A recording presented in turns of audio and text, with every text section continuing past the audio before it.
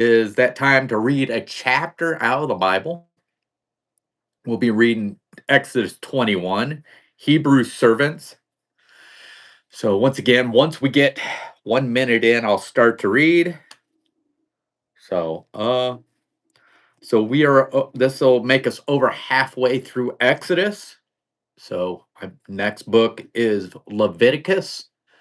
So, I know there's going to be a point where there's like chapters where you're just reading name after name after name. But as soon as we get started here in just a few minutes. But this isn't one of those chapters. So we're not to that. So, Kevin, if you're here, hello. Mar, if you're here, hello.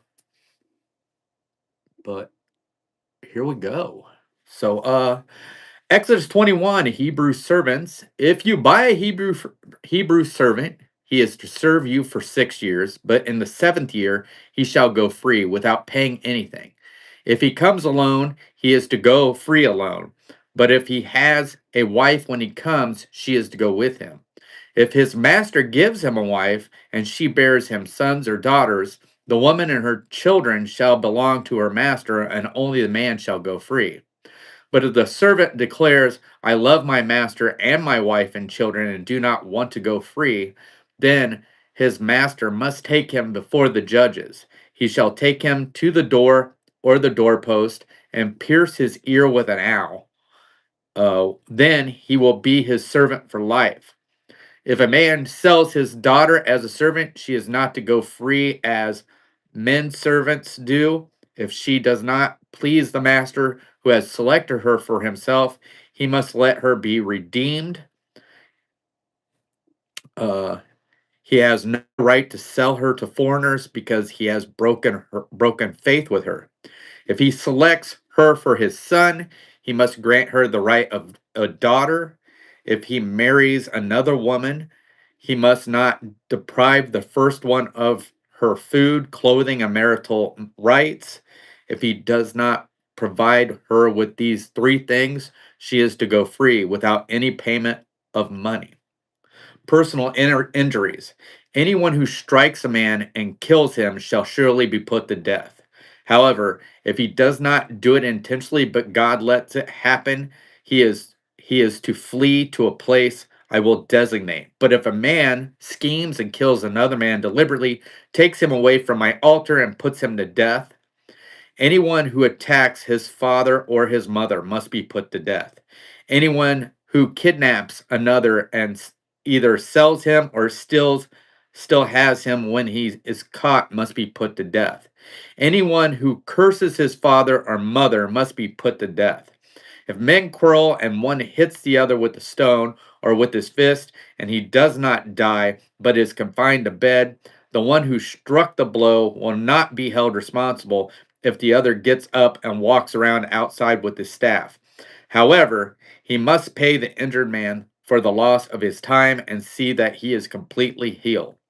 If a man beats his male or female slaves with rods, and the slave dies as a direct result, he must be punished, but he is not to be punished if the slave gets up after a day or two, since the slave is his property. If men who are fighting hit a pregnant woman and she gives birth prematurely, but there is no serious injury, the offender must be fined whatever the woman's husband demands and the court allows. But if there is serious injury, you are to take life for life, eye for eye, tooth for tooth, hand for hand, foot for foot, burn for burn, wound for wound, and bruise for bruise.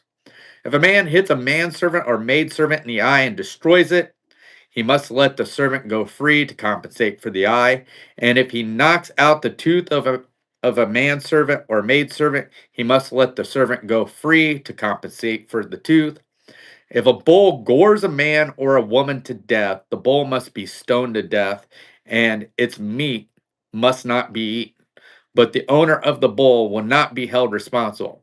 If, however, the bull has had the habit of goring, and the owner has been warned but has not kept it pinned up, and it kills a man or woman, the bull must be stoned, and the owner also must be put to death. However, if payment is demanded of him, he may redeem his life by paying whatever is demanded. The law also applies if the bull gores a son or daughter. If the bull gores a male or female slave, the owner must pay 30 shekels or silver to the master of the slave, and the bull must be stoned. If a man uncovers a pit or digs one and fails to cover it, and an ox or donkey falls into it, the owner of the pit must pay for the loss. He must pay its owner, and the dead animal will be his. If a man's bull injures the bull of another and it dies, they are to sell the live one and divide both the money and the dead animal equally. However, if it was known that the bull had the habit of goring, yet the owner did not keep it pinned up, the owner must pay animal for animal, and the dead animal will be his. So that was it. That was I'm sorry, that's Exodus 21. Tomorrow night we'll be doing Exodus 22. Thank you guys for joining me. And I hope you're enjoying this as much as I am. So I'll be back around this time tomorrow night for Exodus 22.